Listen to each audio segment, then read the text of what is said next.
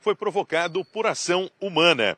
Silveira informou que o apagão foi causado por um evento no Ceará e outro em local ainda não detectado pelas autoridades. Voltamos ao estúdio do Band Cidade. Ok, Ronaldo, obrigado pelas informações e uma boa noite para você. O Grupo Especial de Combate ao Crime Organizado, o GAECO, deflagrou hoje a Operação Benefica. A ação cumpriu mandados em Santa Catarina e em outros 2 estados do país. Desde as primeiras horas da manhã desta terça-feira, a Polícia Civil realiza a Operação Benefica, com o apoio operacional do GAECO para o cumprimento de 6 mandados de prisão preventiva e 50 de busca e apreensão em Santa Catarina, no Paraná e em São Paulo.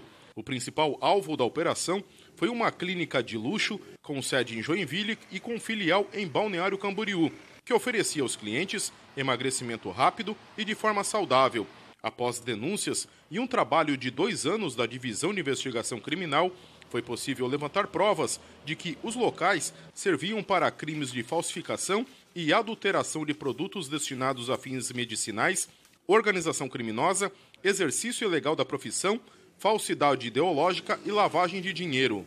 O proprietário da clínica, identificado como Felipe Francisco, de 39 anos, já havia sido condenado a 8 anos de prisão no ano de 2017 pelo mesmo crime, de falsidade ideológica. Após ele ser condenado no estado do Paraná, Felipe se mudou para Joinville, onde deu continuidade à atividade criminosa.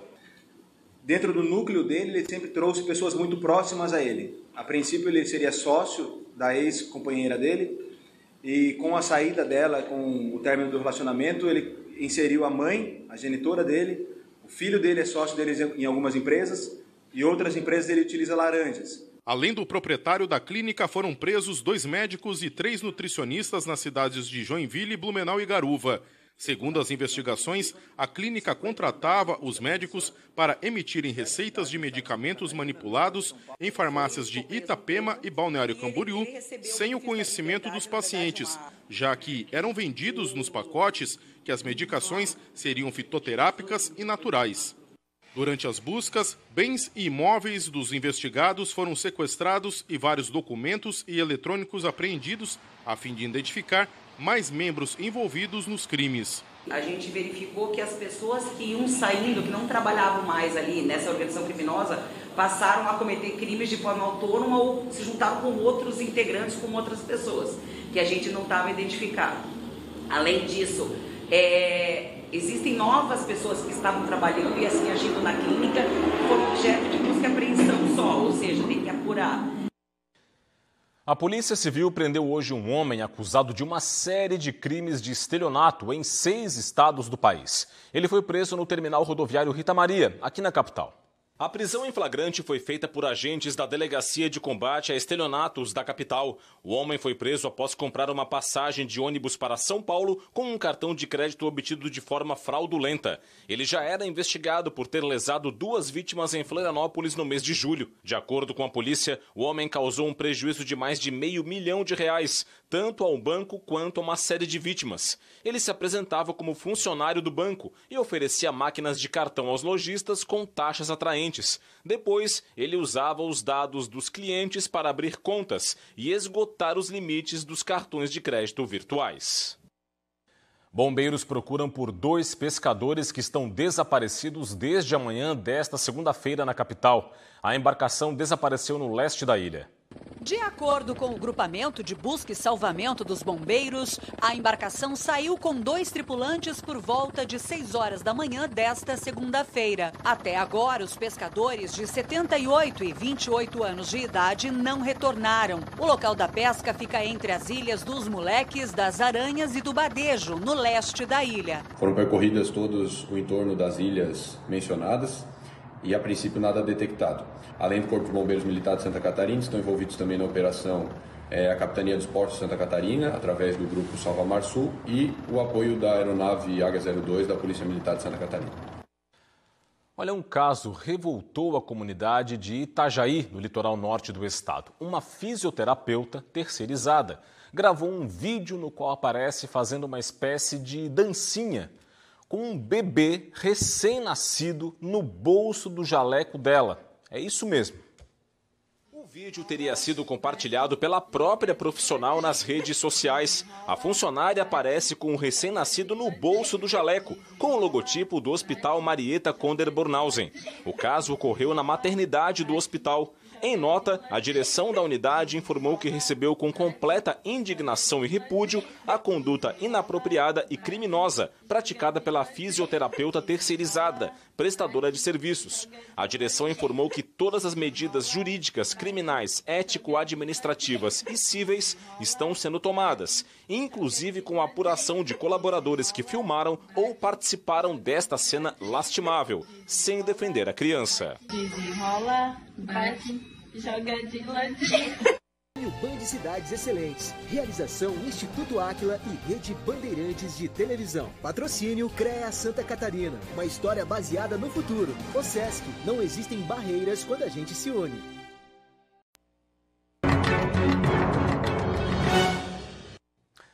Estamos de volta para destacar o Prêmio Band Cidades Excelentes 2023. A iniciativa do Grupo Bandeirantes e do Instituto Áquila premia as boas práticas na gestão pública das cidades brasileiras.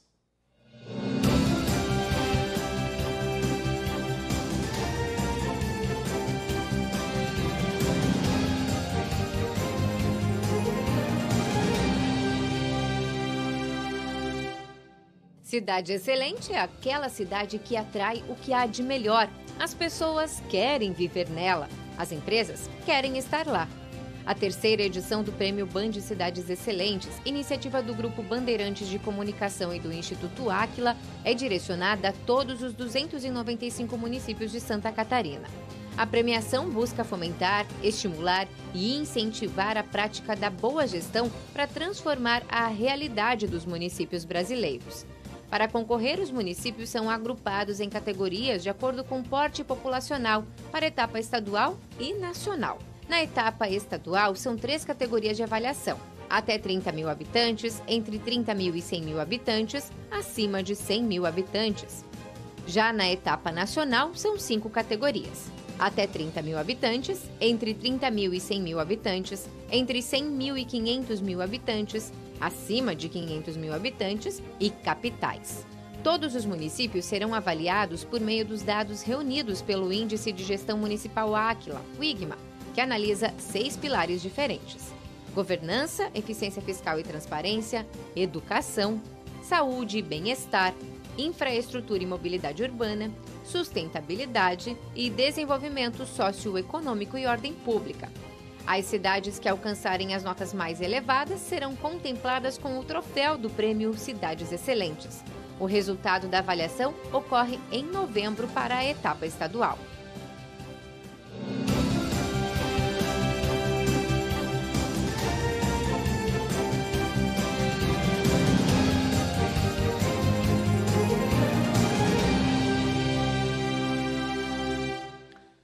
Depois da alta verificada no primeiro trimestre do ano, o desemprego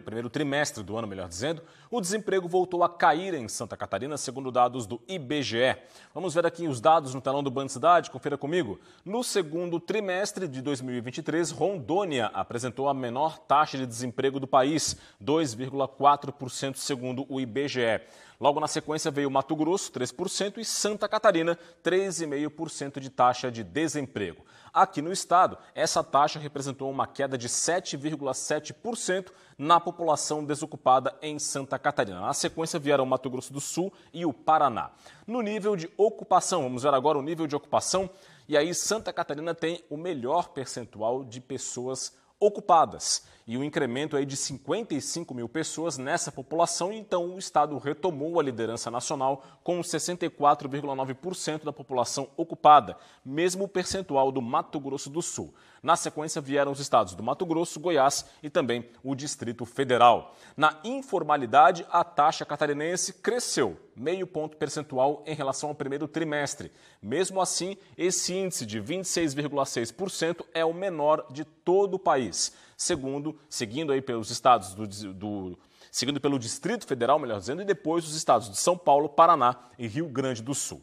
Vale destacar que Santa Catarina tem o menor percentual de trabalhadores, o maior com carteira assinada, 88,1%, 24,3% da população ocupada trabalha por conta própria, é a nona menor proporção, a menor taxa de subutilização da força de trabalho, 6,3%, e também o menor percentual de desalentados, que são aqueles que desistiram de procurar emprego, 0,4% apenas. O rendimento médio mensal aqui no estado é o quarto maior do país, R$ 3.238.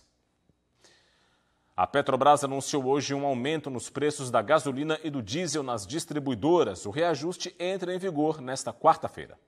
Na gasolina, o litro teve uma alta de 48 centavos e vai ser vendido para as distribuidoras a R$ 2,93. No caso do diesel, o litro vai subir 78 centavos e vai passar a ser vendido a R$ 3,80. O valor nas bombas ainda vai depender de impostos, mistura de biocombustíveis e margens de lucro das distribuidoras e dos postos.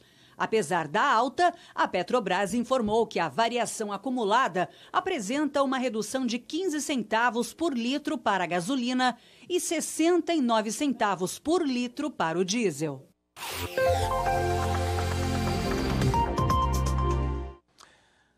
A presença da massa de ar seco em aquecimento do estado deixa o tempo firme em toda Santa Catarina nesta quarta-feira. O dia, a gente pode ver no mapa, vai ser ensolarado em todas as regiões do estado. Apenas no norte catarinense, o céu deve ter um pouco mais de nuvens e até nevoeiros no comecinho da manhã. As temperaturas vão estar amenas ao amanhecer, com máximas em elevação durante o dia. Vamos conferir.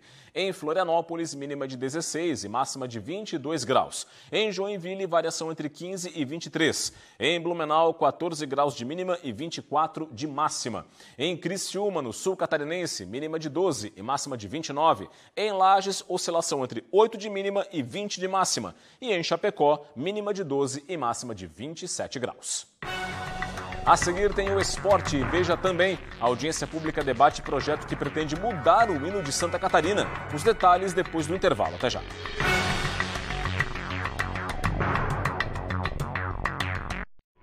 Band Cidade. Estamos de volta com o Band Cidade. Uma audiência pública na Assembleia Legislativa discutiu um projeto de lei que propõe uma mudança no hino de Santa Catarina. A repórter Gabriela Mariotto acompanhou. O hino de estrelas e flores, que marca a história de Santa Catarina há quase 130 anos, pode estar com os dias contados.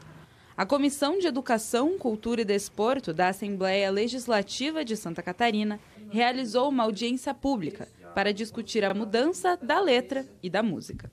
Bom, de fato, a história do hino mostra que ele não tem nenhuma identidade com o Estado. Ele foi escrito, desenhado, para se transformar numa proposta de substituição ao hino nacional brasileiro, na época da proclamação da República. E ele é todo desenhado da separação de Brasil com Portugal. Não se sabe exatamente por que ele foi adotado aqui em Santa Catarina, mas de fato ele não tem nenhuma representatividade com a nossa gente, com o nosso povo. Foi um hino emprestado, que até agora não caiu na graça popular, né? A população não gosta do hino, não sabe cantar o hino, definitivamente porque ele não tem nenhuma identidade conosco. O hino de Santa Catarina foi composto em 1892, 4 anos depois da abolição da escravidão. A proposta era que este fosse o hino nacional e, por isso, a letra faz referência a estes grandes momentos da história do país. Como não foi aprovado, ele logo foi acolhido aqui pelo Estado.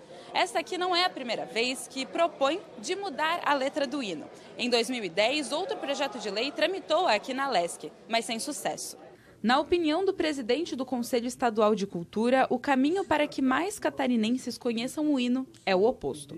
Ao invés de mudar o hino, é preciso ampliar o acesso a ele. Quem daqui sabe cantar o hino à bandeira? Pergunta se o deputado sabe cantar o hino à bandeira. Então vamos acabar com o hino à bandeira? Não se divulga, não se mantém o seu referencial histórico. E depois querem que as pessoas que estão nascendo hoje conheçam o que aconteceu, né? A partir da audiência desta terça-feira, será formada uma comissão que deve propor letra e música para o novo hino de Santa Catarina.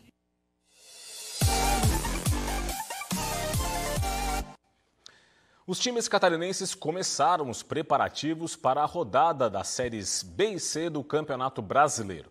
No Avaí, que encara o Tombense na ressacada no próximo sábado, o técnico Eduardo Barroca ganhou um reforço para disputar a partida. O atacante William Potker volta a ficar à disposição da comissão técnica do Avaí. Por outro lado, o zagueiro Douglas, com dores musculares, deve ser desfalque para o duelo diante do Tombense, na ressacada no próximo sábado pela Série B do Campeonato Brasileiro. Duelo importante porque o Avaí precisa se manter fora da zona do rebaixamento. A maior pré-incubadora do Brasil vai ajudar a criar 135 novas empresas em Santa Catarina. É o Co-Creation Lab, que seleciona pessoas que tenham ideias criativas, mas que precisam daquele empurrãozinho para tirá-las do papel. Em busca de uma alimentação mais saudável, Leonardo começou a produzir microalimentos. A ideia foi o pontapé inicial de um projeto que mudaria a vida do engenheiro. Ele criou uma startup que hoje leva produtos de qualidade para a mesa de milhares de pessoas. A produção da empresa é feita em fazendas verticais e atualmente disponibiliza mais de 10 produtos, como legumes e verduras. Nós começamos a produzir os microverdes, em casa, construímos um pequeno módulo e conseguimos produzir efetivamente esse produto e identificamos que isso poderia ser um produto que poderia ser levado para as pessoas, poderia ser levado no mercado. Essas são as fazendas verticais, onde são produzidos microverdes, como couve, repolho, brócolis e cenoura. Todas são automatizadas, com luz, ventilação e irrigação. E o melhor de tudo, que os alimentos produzidos aqui são livres de agrotóxicos e mais nutritivos. O empreendedor foi um dos participantes de um projeto promovido pela TXM Methods, considerada a maior pré-incubadora de startups do país. O programa ajuda a transformar um plano de negócio em ação. É um programa gratuito. Nós fazemos em parceria, principalmente com o Sebrae, algumas prefeituras, alguns programas. Temos 6 editais abertos, 2 voltados para o social, que um fecha amanhã em Taió. Temos um edital para a indústria da música, que não são só os músicos, pode ser músicos, podem ser compositores, produtores, a indústria da moda, tudo que gira em torno da cadeia da música. O método usado é 100% gratuito e foi validado por mais de 700 startups. As inscrições estão abertas até 21 de agosto. Serão contemplados cerca de 15 projetos voltados para as mais diversas áreas, como educação, cultura, gastronomia e economia criativa. Mais de 1.000 projetos já passaram pelo Co-Creation e o que é interessante é que você vê que muda a mentalidade. Muitas empresas no Brasil, elas não prosperam porque elas não validam seus processos antes de ir para o papel. Então, essa ideia de você pensar no negócio como um todo, pensar tanto na parte de marketing de pessoas, financeiro, para aí sim poder ir mais assertivamente ao mercado. Leonardo acredita que o programa foi importante para ajudar a validar e testar a ideia das fazendas verticais. Além disso, o empreendedor adquiriu conhecimentos importantes para o crescimento da empresa. Foi fundamental para entender o nosso DNA, o que a gente queria construir como empresa na época. E com isso a gente conseguiu definir o nosso propósito, que é levar os microverdes para todos, para todas as pessoas. E isso foi fundamental para os próximos passos da criação da nossa startup. E é isso, ficamos por aqui com o Band Cidade. As reportagens desta edição você confere em tvbv.com.br. Acesse, aponte a câmera do seu smartphone para o QR Code que está na sua tela e fique muito bem informado. Vem aí o Jornal da Band. Para você um forte abraço, muito obrigado pela audiência, boa noite e até amanhã. Tchau, tchau.